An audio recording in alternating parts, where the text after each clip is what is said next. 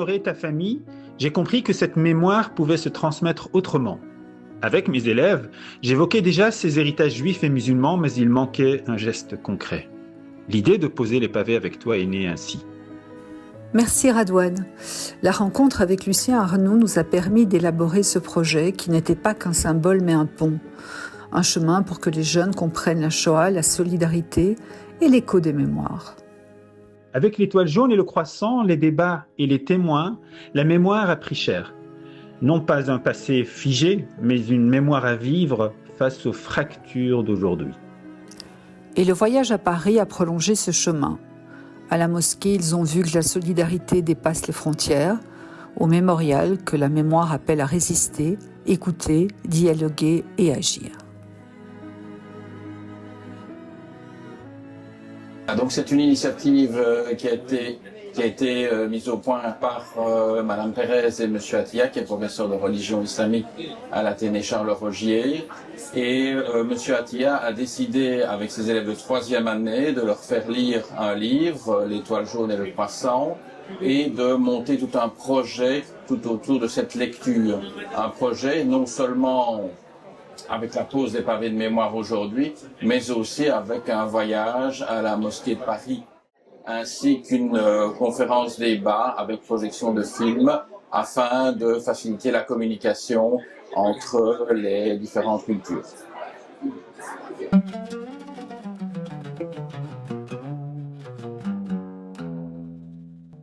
La vie d'une ville ou d'une commune ne peut se limiter à l'instant présent. Il est utile de s'approprier de son histoire.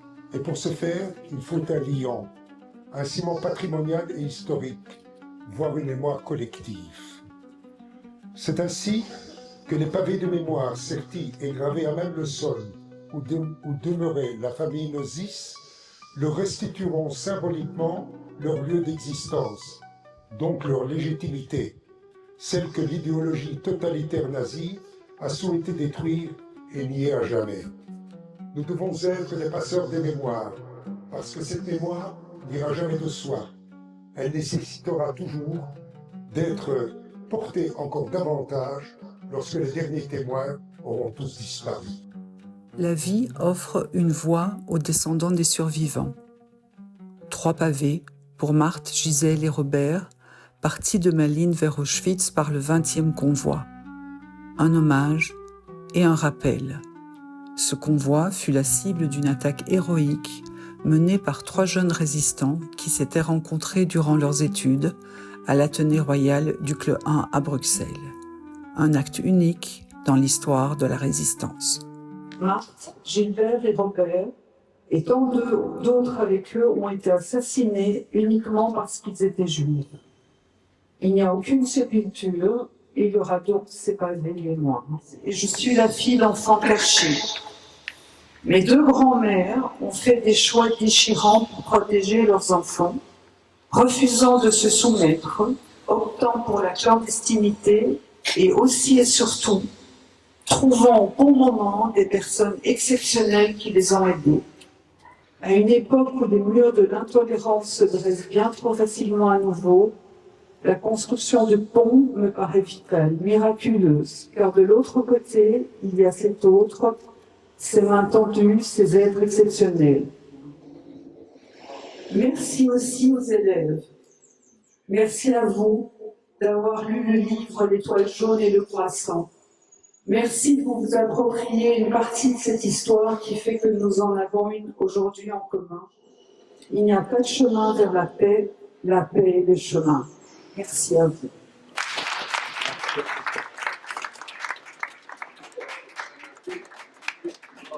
Oui, donc c'est une initiative évidemment originale, puisque dans le cadre d'une pose de pavés et de la mémoire, ici en plein cœur du cœur historique de la ville de Liège, l'école Charles Rogier liégean s'est associée à cette pose des pavés avec des élèves, et en particulier des élèves de religion islamique notamment, à l'initiative d'un professeur de l'école qui trouvait que c'était une excellente manière de pouvoir travailler sur ce passage de la mémoire, rappeler l'histoire de la Shoah, transmettre aux plus jeunes d'une part, mais aussi de leur permettre d'être davantage éclairés, d'avoir davantage d'esprit critique par rapport aux événements qui se passent de manière générale dans le monde, et en particulier en Israël Israël et en Palestine.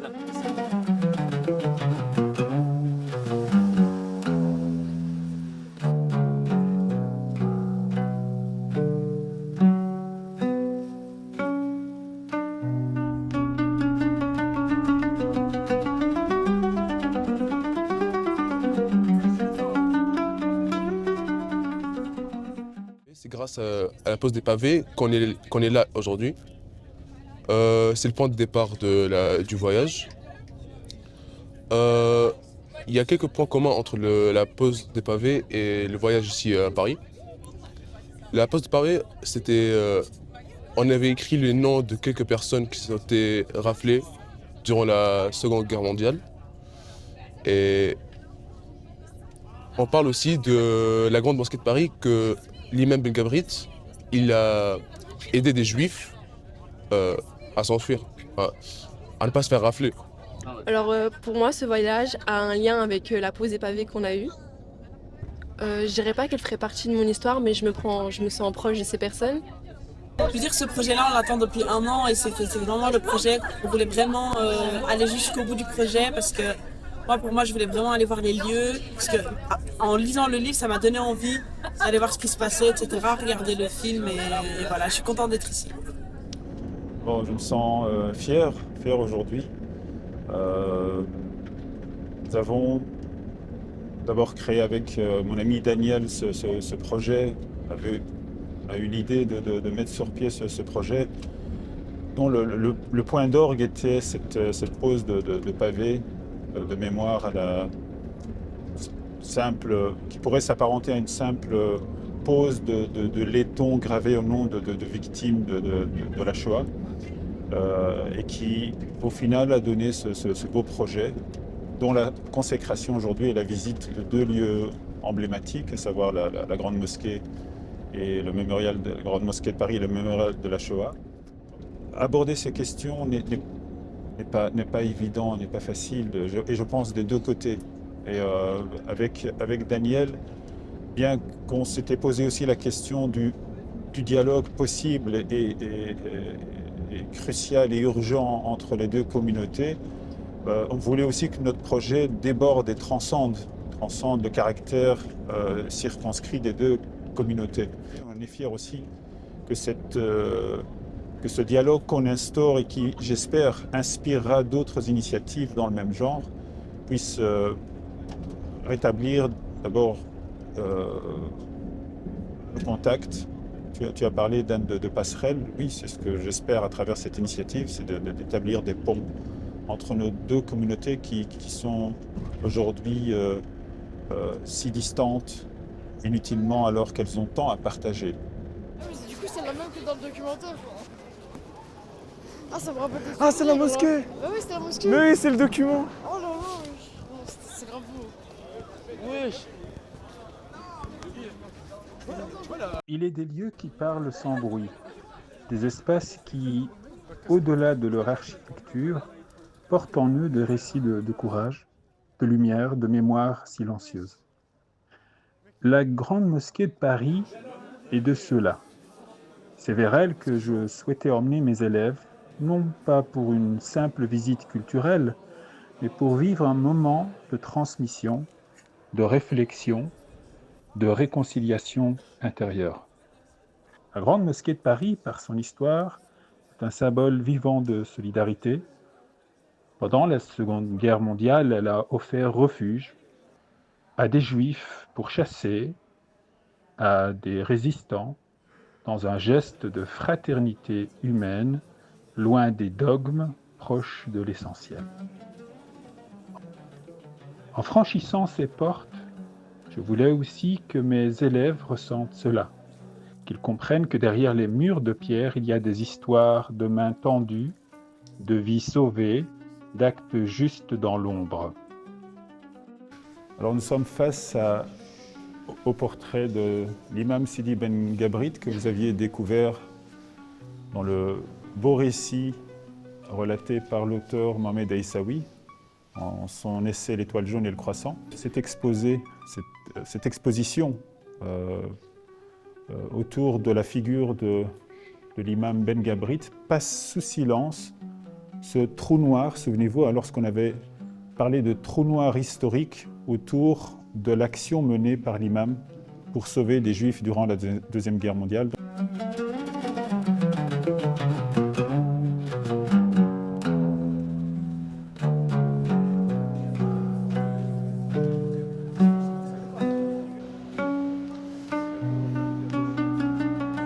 Ça fait bizarre. J'ai jamais cru le voir, mais je suis devant sa tombe. C'est émouvant pour toi? Ouais.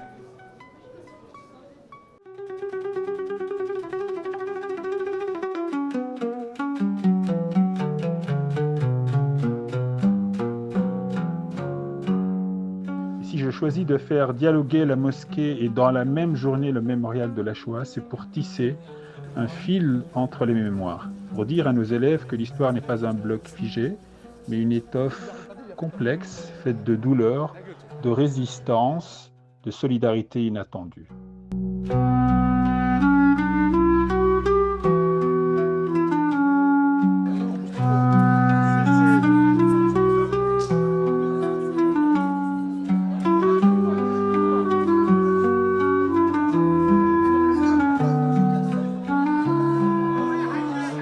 Ce bâtiment, c'est le mémorial de la Shoah, où il y a toutes les informations de tout ce qui concerne la Deuxième Guerre mondiale et la déportation des Juifs. Ici s'appelle l'allée des Justes, où vous avez les noms des Justes qui sont là. Comme on vous a dit, Sirkadour Ben Gabrit a fait une demande donc, de la part des familles qui ont été cachées. Cette demande n'a pas abouti, donc il n'a pas été nommé juste par les nations par manque d'informations précises. C'est de témoignages. C'est très compliqué pour devenir juste parmi les nations. Il faut vraiment il y a toute une procédure. Je le sais personnellement parce que mon papa, comme je vous ai dit, a été un enfant caché et a demandé que les paysans qui l'ont caché pendant 2 ans, lui et ses 2 sœurs, soient reconnus juste parmi les nations. Et par manque de preuves, eh bien, ces personnes n'ont pas pu être reconnues juste parmi les nations. Mais il y a toujours une demande qui est en cours et peut-être que finalement, Sirkadour Ben Gabrit aura ce grand honneur. Donc, de toute façon, il fait partie dans nos cœurs. Il a sauvé beaucoup de vies et grâce à lui, il y a des descendants et des descendants des descendants. Et donc, par son courage et son humanité, il est de fait un juste parmi les nations. Je trouve que c'est très important de savoir et de connaître ces choses-là parce que c'est une tragédie. Il faut se mémorer et il faut connaître les personnes qui ont sacrifié leur vie pour sauver tous les Juifs. Et voilà, il faut toujours se mémorer, il faut garder dans le cœur. Nous sommes partis tout d'abord de la question de la condition juive en terre d'islam, puis de la condition juive dans les textes scripturaires. Et puis nous avons tout de suite rebondi dans une lecture passionnante d'un essai de Mohamed Aïssaoui qui s'intitule « L'étoile jaune, le croissant ». Et nous avons aussi participé à une pause de pavé de mémoire.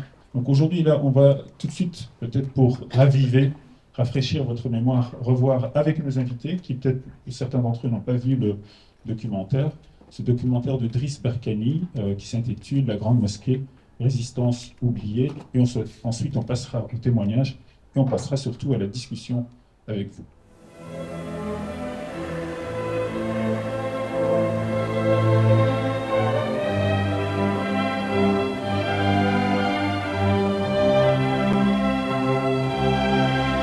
On supplie les lèvres pour conjurer la terreur des silences.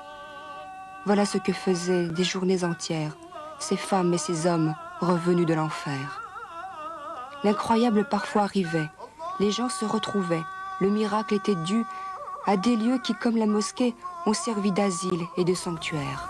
Cette solidarité, ce sens de l'honneur, était un gage de sécurité pour les réfugiés. personne ne fut arrêté dans l'enceinte de la mosquée.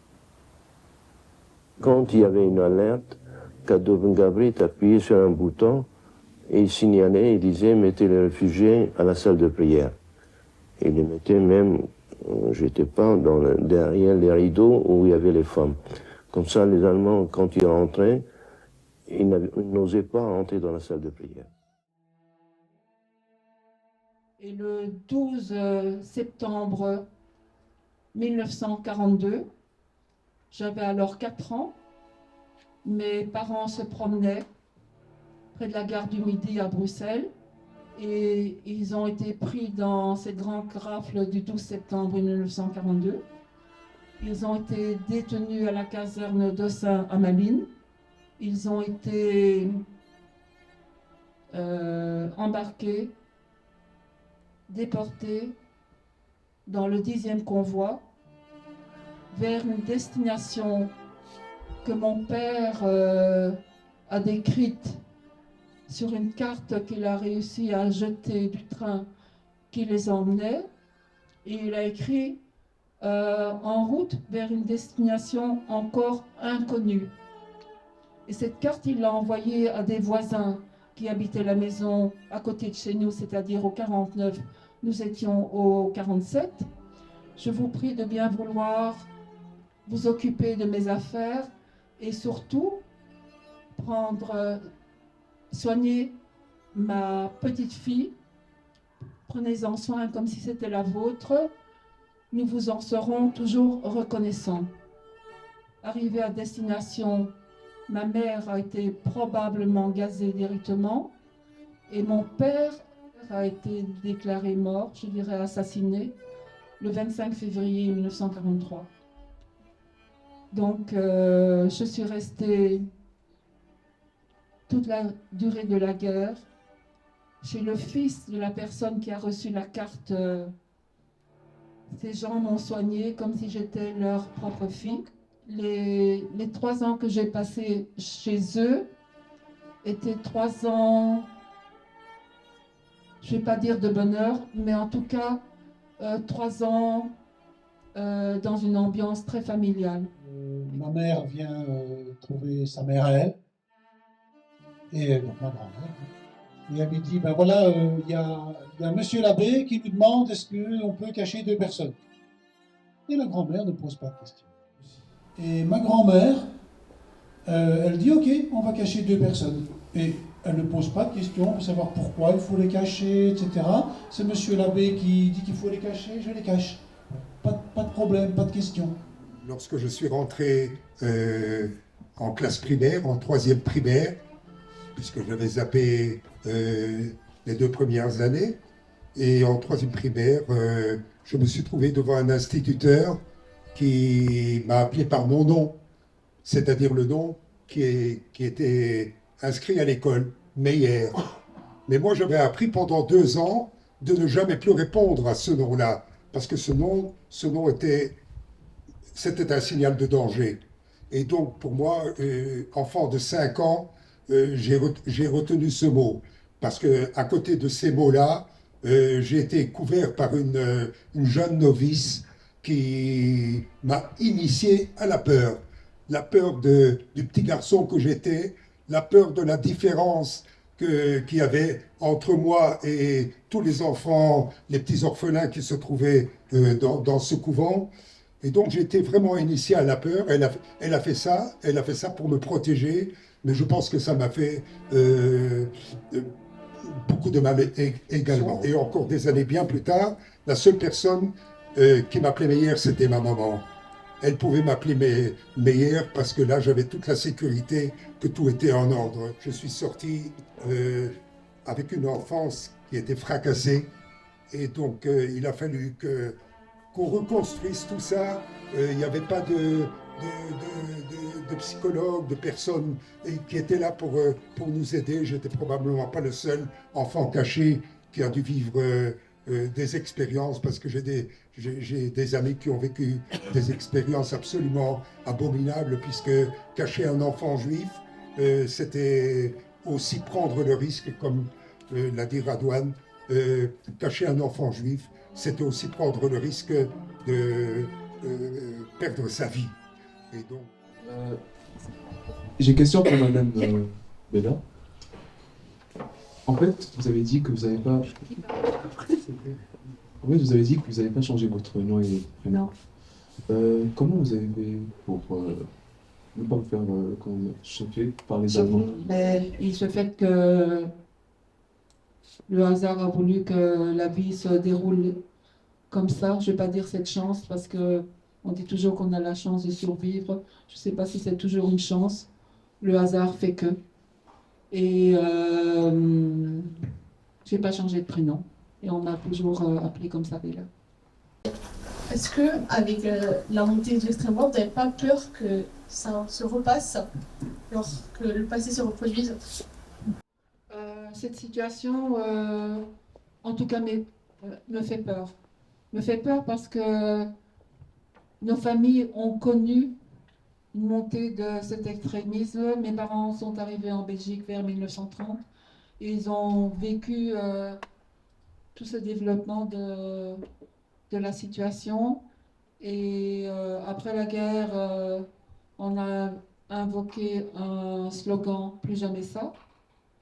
Et ça fait maintenant déjà pas mal de temps que je me dis que ce « Plus jamais ça » ne veut plus dire ce qu'il voulait dire. Nous avons toujours été élevés en disant attention, attention aux montées des extrémismes, quels qu'ils soient. Et j'ai été baignée, et c'est quelque chose que j'ai répété à mes enfants, en disant il faut toujours faire attention par rapport au gouvernement. Tant que les lois ne changent pas, ou tant que les lois protègent les citoyens, il y a de l'espoir. À partir du moment où les lois changent et les lois ne protègent plus les citoyens, il faut que la valise soit prête, ou le sac à dos soit prêt pour pouvoir partir à temps. En tout cas, ce qui est sûr, c'est que la peur, elle mène à la haine, et la haine, ça mène à l'exclusion, et l'exclusion, ça fait que tout le monde est perdant. Nous, on a un travail quotidien qui est profondément ancré dans le présent de l'accueil de tous les migrants qui arrivent, parfois par choix, souvent par nécessité. Et pouvoir faire ce travail de mémoire et ne pas oublier le passé, c'est de se donner le courage aussi de continuer parfois des choses qui sont difficiles et essayer d'éviter que les atrocités qui se sont passées par le passé ne se reproduisent. Donner de sa culture, c'est rare qu'on peut donner des choses et ne rien perdre. Et donner de sa culture, c'est en plus gagner le fait d'avoir donné. Voilà, moi j'ai la conviction de penser qu'on tient le bon bout pour faire société ensemble. Personnellement, j'accueille des migrants qui sont musulmans, qui sont orthodoxes. Et c'est ma manière à moi de pouvoir tendre la main à des gens qui sont de passage en Belgique et qui ont des difficultés, en souvenir à ceux qui ont tendu la main à mes parents et à mes grands-parents, qui fait que nous sommes en vie. Voilà. Le fonctionnement de la haine et de l'expulsion, c'est un fonctionnement qui est toujours présent chez les gens. On ne savait pas, dans la population européenne, que les Allemands allaient arriver jusqu'à des camps d'extermination. Maintenant, on sait que c'est possible. Et j'ai envie de dire, comme Woody Allen, quand tu ne te rends pas compte qu'il y a eu en tout 6 millions de Juifs qui ont été exterminés, il dit le pire, c'est que je sais que les records sont faits pour être battus. Et dans l'histoire de l'humanité, c'est une horreur qu'il faut avoir en tête, sans se faire avoir peur et sans être mobilisé par la peur, en étant mobilisé plus par l'espoir, de faire un monde meilleur, de faire un monde où les gens s'entendent, où les gens s'écoutent. Et pour ça, je remercie déjà votre professeur de vous avoir initié à ça. Je m'appelle Ahmed, j'ai 16 ans et en 2015, j'ai été réfugié en Europe parce qu'il y a eu une guerre civile en Syrie. Et j'étais parti quand j'étais petit, j'ai vécu ce que beaucoup d'entre nous n'ont pas vécu. Et je l'espère pas. Et c'était très dur et très touchant. Et je me rappelle encore du trajet que j'ai fait pour arriver en Europe. Et c'était très dur. Et il y a très moyen que tout ça recommence et encore plus pire. Moi, je m'appelle Yacine. J'ai 15 ans. bientôt 16. En fait, aujourd'hui, c'était vraiment touchant. J'ai beaucoup aimé ce que vous avez raconté. J'ai entendu beaucoup de personnes aujourd'hui, ce que Madame Bella a dit, ce que vous avez dit Madame Pérez, et ce que Marcel a dit. C'était touchant. Je n'arrive même pas à me mettre à leur place, tellement c'est dur. Je trouve que leur histoire est dure, donc je ne peux pas me mettre à leur place. C'est presque inimaginable pour moi. Et je sens de la fierté parce que notre prof, M. Attia, il avait un projet, il l'a fait. Et je sens aussi de la fierté parce que je suis un de ses élèves. J'étais un de ses élèves. Je peux raconter à mes futurs enfants que j'ai participé à un programme qui parle d'une des pires catastrophes de l'histoire, excusez-moi. Alors l'histoire de Bella m'a énormément touchée parce que franchement, c'est pas facile à l'âge de 4 ans de ne déjà plus avoir ses parents. Quand elle nous a raconté cette histoire, je me sentais chanceuse de ne pas avoir vécu parce que c'est très compliqué. Enfin, je me dis, à 4 ans, j'aurais pas été capable de vivre déjà sans parents et de plus pouvoir prononcer papa et maman de la bouche depuis 4 ans. Et c'est très compliqué. Mais toutes les histoires m'ont énormément touchée et c'est pas facile de les raconter. Je m'appelle Maya, j'ai 16 ans et je suis immigrée d'Égypte. Je viens du Caire et malheureusement, j'ai pas de souvenirs parce que j'étais très petite, j'avais 3 ans quand on a quitté l'Égypte. Il ne faut pas oublier l'histoire pour éviter que ça se répète et tout ça, et qu'il faut en parler parce que c'est très grave et c'est inhumain. Quelqu'un qui puisse tuer d'autres humains sans vraiment de raison valable, c'est vraiment ignoble. Tout retenu, tout m'a extrêmement touchée, que ce soit l'histoire de Bella ou de Marcel, ou même le témoignage du monsieur qui a raconté l'histoire de sa mère et de son arrière-grand-mère, parce que je trouve ça fantastique de voir la solidarité que l'humain peut avoir, comme sa lâcheté aussi. Enfin, c'est un peu moins fascinant, mais je trouve ça très beau et très touchant. Voilà, ça m'a beaucoup émue à plusieurs moments. J'avais eu beaucoup les larmes aux yeux. Et comme Madame Bella et Monsieur Marcel ont été touchés, ça se voyait. J'avais envie de leur faire des gros câlins et tout, donc voilà. Parce que je trouve que c'est très important d'être là pour ses frères, qu'ils soient musulmans ou juifs, c'est toujours une personne qui a de la vie et il faut être là pour lui. Donc je le ferai directement, sans hésitation.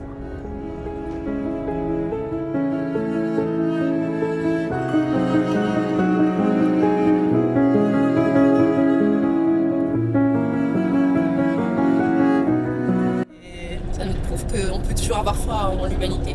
Voilà.